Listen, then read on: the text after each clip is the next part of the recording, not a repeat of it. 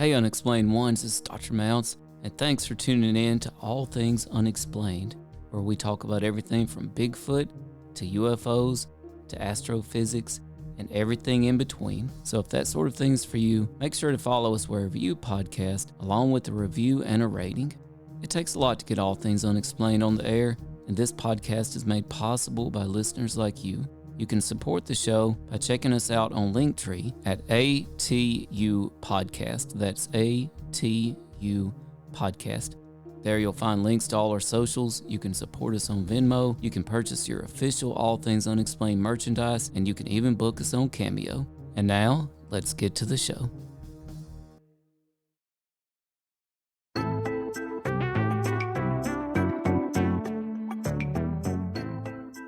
All Things Unexplained, hosted by Dr. Mounts. Let's face it, we were always ready to roll without him anyway. CJ Derringer. Ain't nobody perfect, right? And Smitty Neebs. I've never planned out hardly anything my whole life. I just freeball. Featuring Cajun Man. I'm just old nobody, somebody looking for somebody.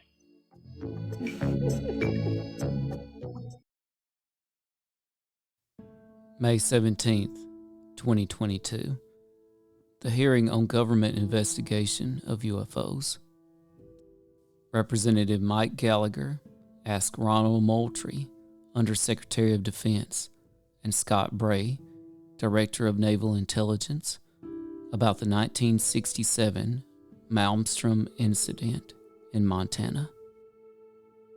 There have been UAP observed and interacting with and flying over sensitive military facilities, particularly, and not just ranges, but some facilities housing our strategic nuclear forces. One such incident allegedly occurred at Malmstrom Air Force Base, in which 10 of our nuclear ICBMs were rendered inoperable. At the same time, a glowing red orb was observed overhead. I'm not commenting on the accuracy of this. I'm simply asking you whether you're aware of it and whether you have any comment on the accuracy of that report. Let me pass that to Mr. Bray. If you've been looking at the UAPs over the last 3 years. That data is not within the holdings of the UAP task force.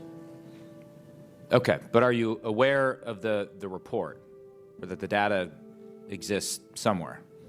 I have heard stories. I have not seen the official data on that. So you've just seen informal stories, no official assessment that you've done or exists within DoD that you're aware of regarding the Malmstrom incident? All I can speak to is what's within my cognizance of the UAP task force, and we have not looked at that incident. Well, I would say, it's a pretty high-profile incident. I don't claim to be an expert on this, but that's out there in the ether. You're the guys investigating it. Who else is doing it? If something was officially brought to our attention, we would look at it. There are many things that are out there in the ether that aren't officially brought to our attention. So how would it have to be officially brought to your attention? I'm bringing it to your attention. Sure, this is pretty official. Sure. So we'll go back and take a look at it, but generally there is some authoritative figure that says there is an incident that occurred. We'd like you to look at this. But in terms of just tracking what may be in the media that says that something occurred at this time, at this place, there are probably a lot of leads that we would have to follow up on. I don't think we are resourced to do that right now. Well, I don't claim to be an authoritative figure, but for what it's worth, I would like you to look into it. And sure. If for no other reason, you could dismiss it and say this is not worth wasting resources on. Will do. Hello, all you unexplained ones out there. This is CJ Derringer, along with my co-host, Dr. Tim Mounts. We are thrilled to have all of you joining us. We are also so grateful to our guest this evening. Welcome to the show, Bob Salas. Thank you for joining us. Bob has a long history in the UFO world. He has been interviewed by all of the greats, and now by us. I'm going to put us on there too as the greats. Thank you for joining us. We are so excited to hear your story. We are going to talk to Bob about what he experienced on Malmstrom Air Force Base back in the 60s. We're going to get his insight on what is going on in the world today, and we'll touch on a little bit of everything in between. If you have any comments or questions for Mr. Salas, please do go ahead and send them our way. We do our best to get to all of them. If they have something to do with what we're currently talking about, we'll throw it in the mix. Otherwise, we'll touch base with them at the end of our show. Again, thank you to all of you that are joining us live or listening to our podcast. We're going to dive right in. So, Bob, take us back to that initial event that thrust you into the world of UFOs. Hi, CJ and Dr. Tim. Thank you for inviting me.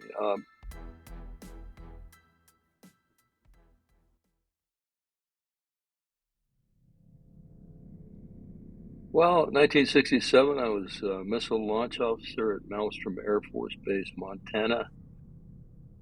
On March 24th, me and my commander were on duty at what we call Oscar Flight, about 100 miles to the east of Great Falls. Sometime in the evening, well, we were about 60 feet underground in a hardened capsule. Hardened meaning supposedly could be able to withstand a nuclear blast above us. We had control of 10 nuclear missiles and 60 feet underground. We had about 6 guards upstairs. And sometime in the evening, I get the first phone call from my security guard, main security guard upstairs. We call him Flight Security Controller. He's the one that was in charge, really, of the ground level, if you will, security. And he said they'd been seeing some strange lights in the sky, making no noise, flying very fast, stopping on a dime. This is the way he described it. Stopping on a dime, reversing course, making 90-degree turns, and noiseless. He said they are not aircraft, sir, and he wanted to report it. I was dumbfounded. I even said, "You mean they're UFOs?" Because we had reports in the city of Great Falls in the newspaper at the time of people seeing these strange lights and reporting them as UFOs. And I was just joking with him, and he said, "Well, sir," he was dead serious. He said, "They're not airplanes." I said, "Okay, well, all right. Let me know if anything more interesting happens." I kind of hung up on him. And then within a few minutes, he calls back, and this time he's screaming into the phone. He's irrational. He's loud. He's frightened. You can tell by his voice he was very frightened. When I got him to calm down, he said he had all the guards out with their weapons drawn. They were looking at a glowing red-orange object hovering above the front gate of the facility. It was a pulsating red-orange light, very hard to see into the light, except I had him, try to look into that light, and he said there was an oval-shaped object, but he couldn't make out much more. Asked me what he should do. I told him, well, make sure you secure the facility, do whatever you have to secure the facility. And then he hung up. One of his guards, he said, was injured and he had to hang up, so he hung up the phone. Went then immediately to my commander, who was taking a rest break, and I woke him up, and just as I woke him up, all our missiles started going no-go or shut down, one at a time, within seconds. So we went through our procedures, which included him calling the command post. We reported it. We also had 2 sites, the launch facilities where the missiles are actually located about a mile or so away, in a kind of a ring around this capsule area, which we call the Launch Control Center. We had incursion lights at 2 of the facilities. So I called back up asked the guard if the object was still there. He said, no, it had just flown off at high speed. And then I told him about these incursion lights, and I ordered him to send guards out there. The guards reported back later on. They got close to the sites and saw UFOs hovering over those two sites. And we brought them back. We just wanted to see what was going on. But they did report UFOs over those two sites. So that's the basic story.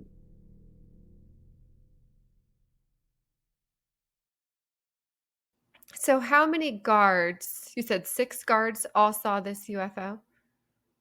Yes, all of them upstairs.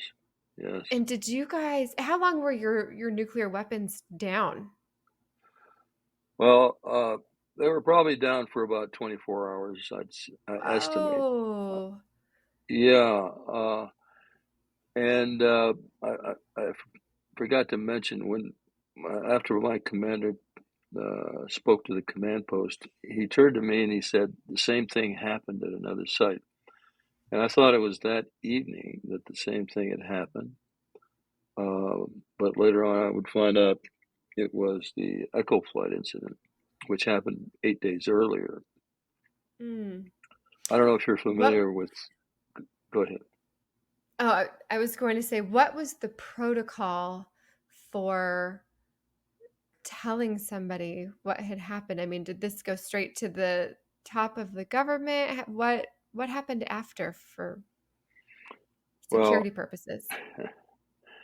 I can't tell you exactly what happened in my case, but in the Echo flight case, which I've thoroughly researched, the information that they reported went directly to SAC headquarters, Strategic Air Command headquarters, and the Chief of Staff of the Air Force. And I know this because of the telex that we were able to get telegram. We got under the Freedom of Information Act after I started researching this in earnest. So even you had been directly involved with it, and you still had to go through the Freedom of Information Act to get absolutely. info on what happened. Yeah. The next day, we were ordered to report to our squadron commander's office. When I talked to the guard the next day, he didn't want to talk to me. He had already been ordered not to speak to me. But when we got back to the base, we were ordered to report to the squadron commander's office, and there was a man from AFOSI, another officer from Air Force Office of Special Investigations, who basically ordered us to sign a non-disclosure agreement specifically to this case, in which we would never speak to anyone about what happened. And no one, absolutely no one, not even anybody in the Air Force. So we were kind of stifled, and we couldn't talk about it to each other after that point. So when were you safe to speak of it? Are you safe to speak of it? I'm not sure. No, really.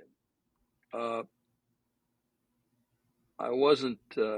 I didn't speak to anyone about this until 1994. 94, I was in a bookstore in Seattle and picked up a book called Above Top Secret by Timothy Good. True story.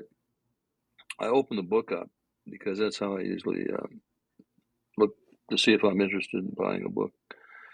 So I open up to a random page and start reading, and this is page 301. And on that page, there was a short paragraph talking about UFOs shutting down missiles in Montana in 1967. And also mentions 1966. But I thought they were talking about my incident. I thought, wow, maybe the Air Force has declassified it. Yeah. So after giving it some thought, since I was still under the NDA, and by the way, the severe penalties were itemized in that NDA, including a lot of jail time. At Leavenworth Prison, by the way. It specified the prison, which was the major federal, maybe still is, federal prison. At any rate, I decided to go to MUFON, Mutual UFO Network, and see if I could get an investigator to submit a FOIA request, Freedom of Information. And so one gentleman called me back named James Klotz, and we worked together to submit FOIA requests. And I told him, don't say anything about UFOs, just say we're interested in this missile, or the incident where missiles went down in Montana. And this was the Echo Flight incident.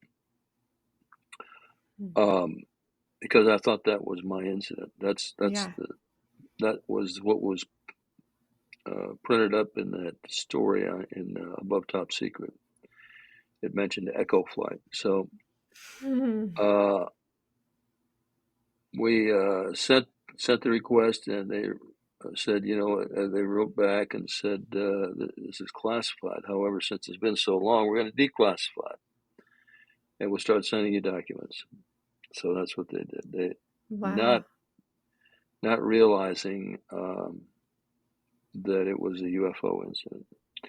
So after I received the documents and they disclosed the fact that these missiles went down,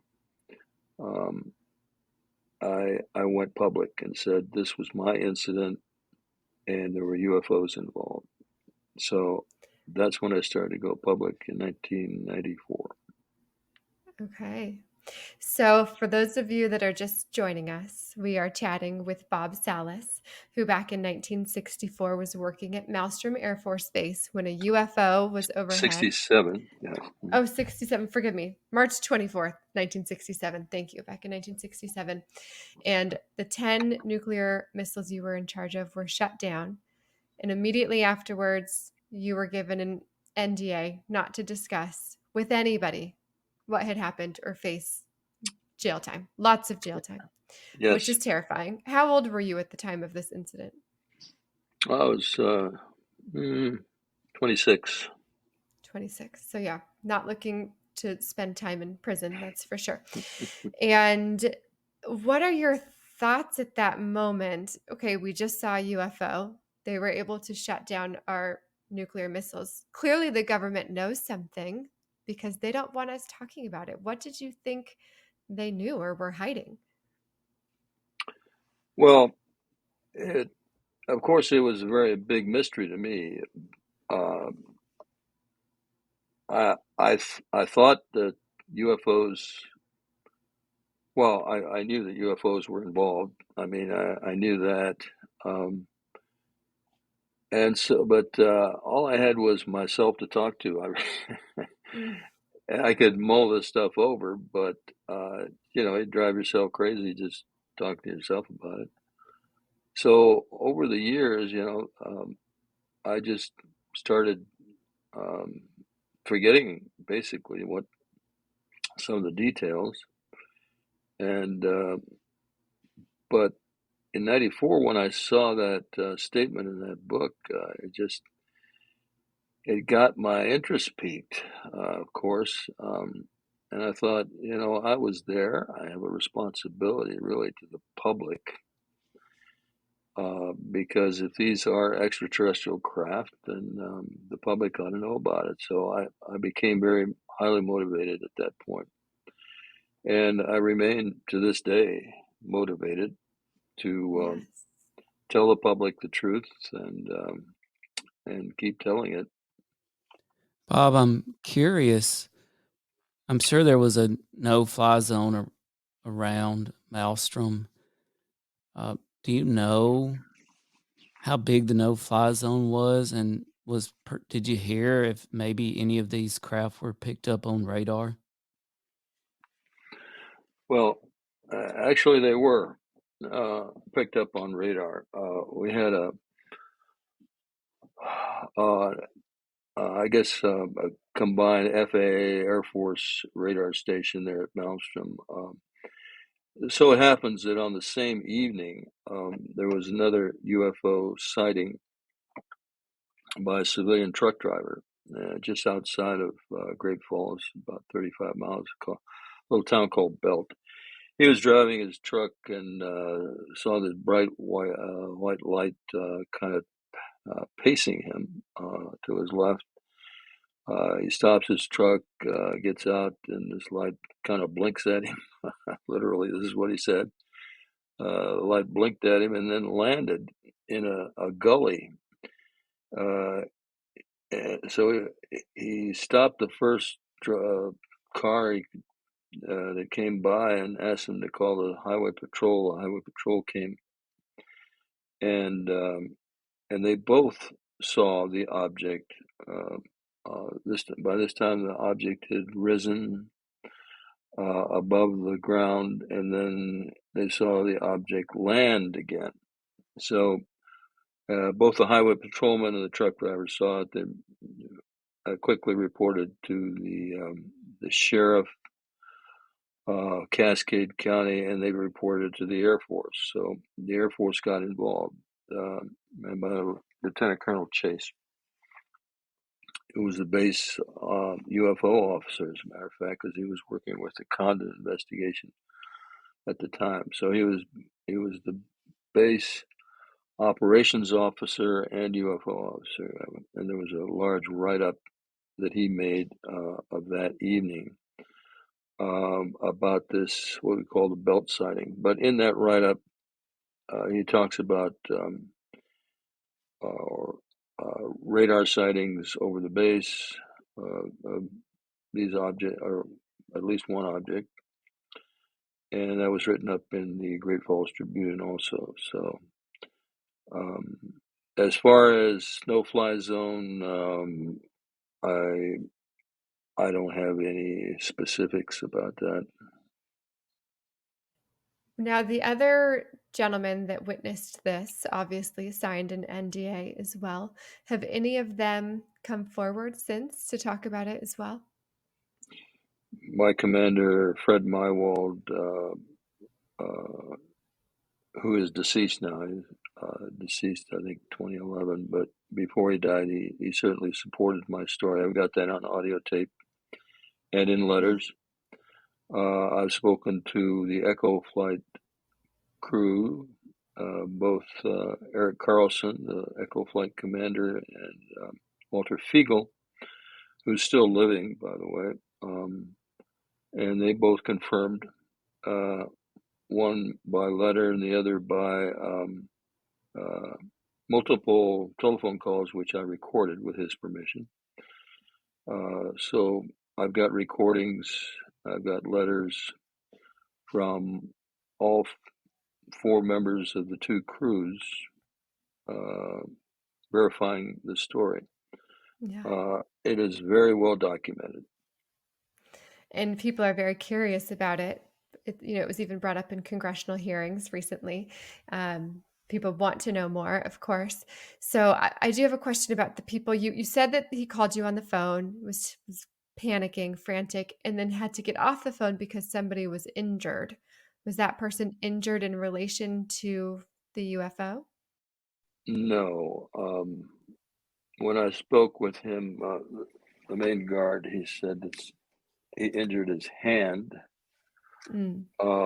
He didn't go into detail, but they did have to take him back because he cut his hand. Okay.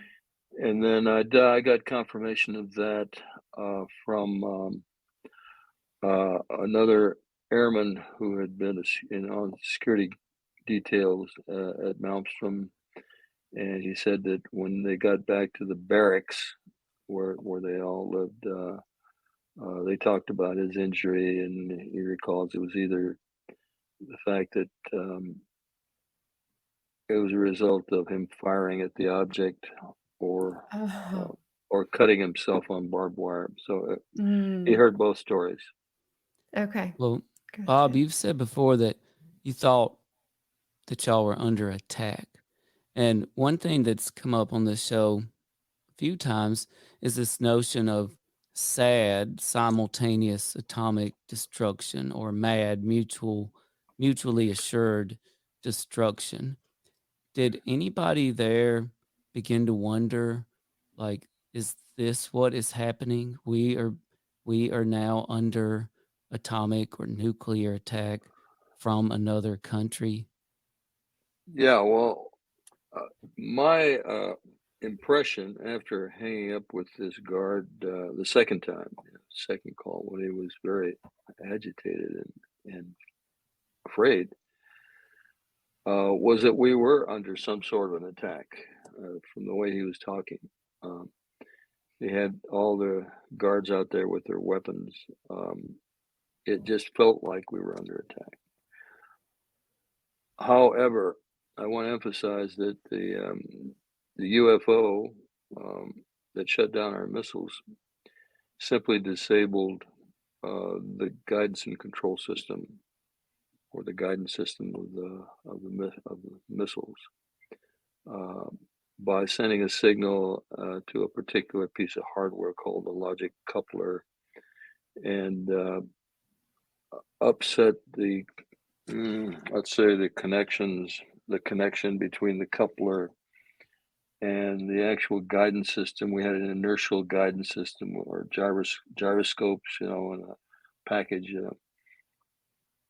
And so once he basically upset what's called a level platform that was oriented in a particular direction, the missile couldn't be launched because it would not go on target. And that's all. And that's all that happened. There was nothing. None of the electronics were fried. Everything was put back up on alert, like I said, within 24 hours. All they had to do was retarget each missile. And the same thing happened at the Echo flight 8 days earlier. Okay. Wow. Now, That so do makes you sense. think that was purposeful? Do you think that is what was Absolutely. intended to happen? No question. It was intentional. These were not random failures. In fact, one of the documents we got from the Air Force stated that fact. It stated words to the effect that the possibility of shutting down these 10 missiles within seconds of each other was extremely remote. Extremely remote speaks to the probability of an event. Essentially, it shouldn't have happened. Yeah. From what we understand. So that's why I've concluded these were extraterrestrial. By what I've described, we had absolutely nothing in the Air Force inventory that could have done what they did, or the UFO did. And therefore, and to this, of course, that was over 50 years ago. Right. If the Russians had something that could do that, certainly they would have bragged about it by now, or demonstrated to the world. Agreed. So it must have been from elsewhere, off planet.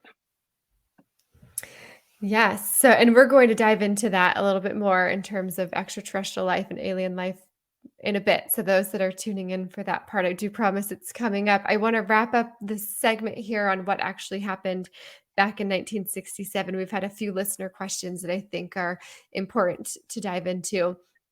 You mentioned that the one guy hurt his hand and they thought possibly shooting at the object. Did several airmen fire at the UFOs? Well, again, I was not able to talk to them. That's right. The next morning. Yes. The next morning, they did call me. Actually, a group of the airmen that were on duty that night called me at home, and I had to tell them I couldn't speak with them, and I couldn't meet with them. They wanted me to come meet with them, and I couldn't do it Yeah. because of the NDA that I had signed. Sure. So my guess is that this next question is one that you won't be able to answer either. And this came from Brenda Kelly, I believe, wanting to know, did you or anyone else involved have strange dreams or loss of time after this event? And you probably can't speak about the others because you weren't allowed to talk to them, but how about yourself? So we'll direct that question at you. Well, I don't recall any strange dreams immediately after that incident. I did sense a communication right after I hung up the phone with the guard. I turned to look at my status board, and for some reason I got this message that they were going to shut them down. They were going to shut the missiles down. So I sensed that was kind of a telepathic communication after thinking about it for some time. Yeah. Yeah, I wonder if it was.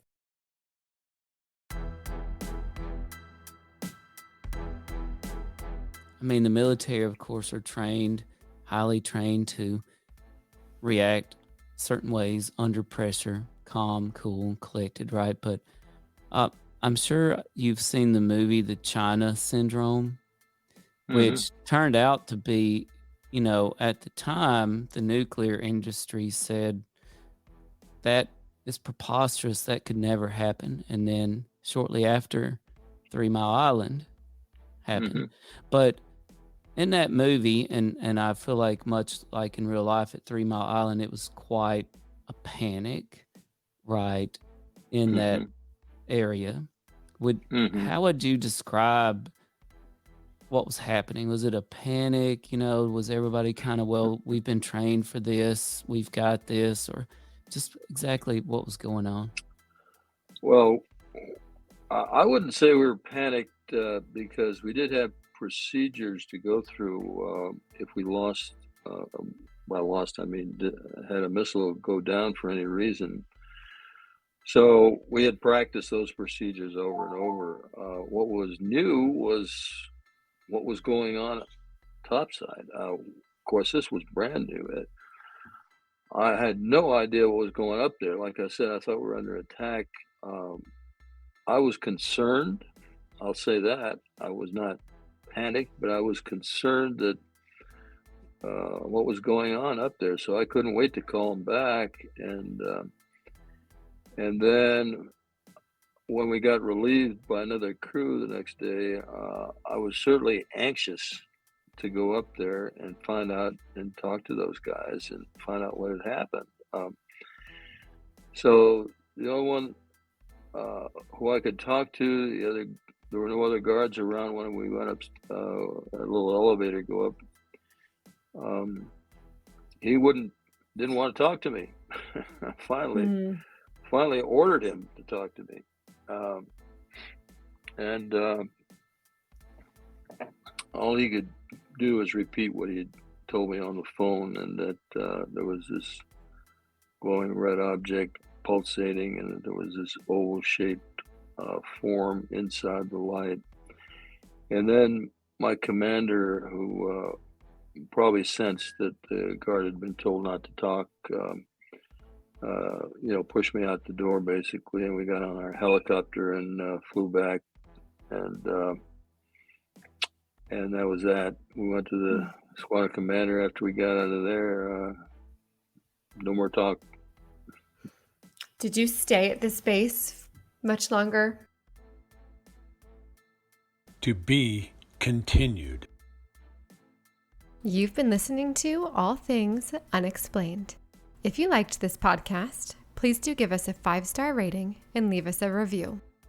If you would like to hear more All Things Unexplained, be sure to follow us wherever you listen to your podcasts. Our show depends on the support of listeners like you. You can support the show by visiting our Linktree account at linktree.com/ATU podcast. If you can't get enough of us, please check us out at allthings-unexplained.com.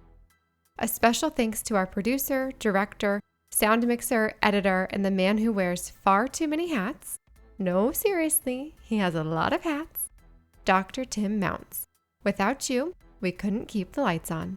Thanks for listening to All Things Unexplained.